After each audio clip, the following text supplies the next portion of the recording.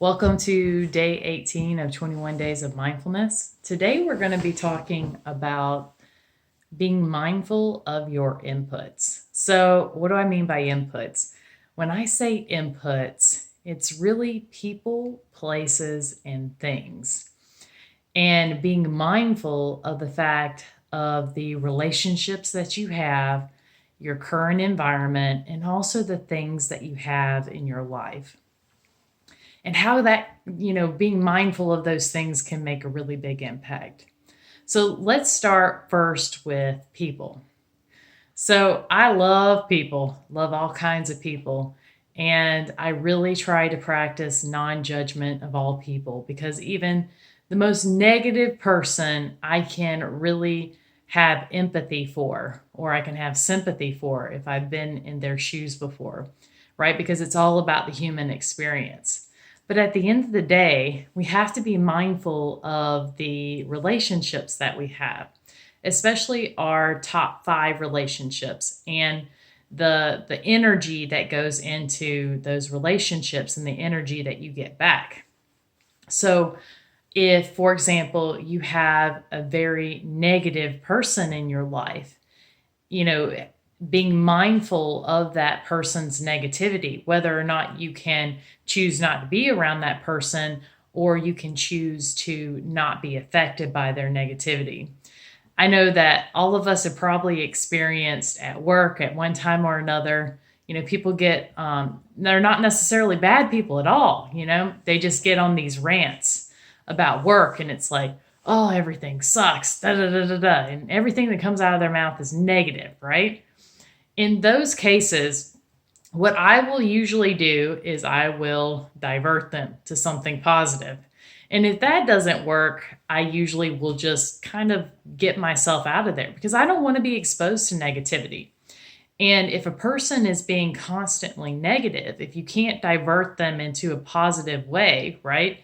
It's up to them to make the choice of whether or not they want to be positive. You can only influence people so much, but you can be mindful of how that person is affecting you. Another way is places. So I like to have a very organized and neat life and very minimal life. In fact, I'm a big fan of minimalism. And when I say minimalism, I try to have minimal things, the minimal essentials that I need in order to function in my life, or things that I really truly appreciate and have gratitude for. So it could be that you have a huge disorganized closet and you've got all this stuff everywhere, right? And you don't even use it. And just being mindful if you have those kind of situations and going through and cleaning out the junk that you don't use, donating it to a worthy cause, and just kind of living in a more simple, clean space, being mindful of that. You will not believe what a peaceful and more tranquil environment you can have. I know when I first was introduced to the idea of minimalism and, kind of clean line living, I went through and I saw that I had all kinds of stuff that I never even used. And going through and removing those things physically and organizing the things that I did keep was a very cleansing process. It just made me feel like, you know? So being mindful of your environment is another thing. Also, if you're in a toxic environment, and this can happen at work as well, if you find yourself in a toxic environment where there's a lot of negativity around you, or there's just, you know, not negative people, but negative circumstances and things like that, be mindful of your environment and how that makes you feel. And if you can't remove yourself from the environment or influence the environment for change, you do need to learn how to be completely present and not let that negativity affect you. It's kind of like living in a bubble, like a white bubble, and no negativity can come through this bubble, right? And there's a lot of different ways on how to do that. And Those of you that have researched empathic people, which are basically, different types of empaths that can be affected by their people, places, environment, things like that. That is an area to look into if you are affected by toxic environments. The last thing is very important. It's the things in our life, right? So for me, one major thing is the phone. The phone is a big trigger for me. It's a big trigger for many people that I love because we're always on this thing, right? Always like out in la la land looking at this phone, and you get zapped in and you can't think. And if some people are posting bad things and they're, this constant agitation of your energy. I like to tell my son, when you are on the phone too much or the iPad, your energy's like this and it's all over the place. And what you want is for your energy to be very centered, right? So be mindful of the phone. Set boundaries for your phone. Engage in true conversations with the people that you love. And you'll see that being mindful of the phone is going to improve your relationships. It's going to center your energy more. And you're just going to feel better because you're not lost in this little world of the phone. Another thing is I talked about the information we receive from the phone, but you can, watch newscasts that are super negative. I used to be a big fan of public radio news, and I love it. I love knowing about the world, but sometimes there would be things that happen and they would talk about them, especially the political environment, just be like in my chest. So you have to be mindful of those things, right? And sometimes you have to pull yourself back in the present moment, or you have to influence it, or you have to leave that situation.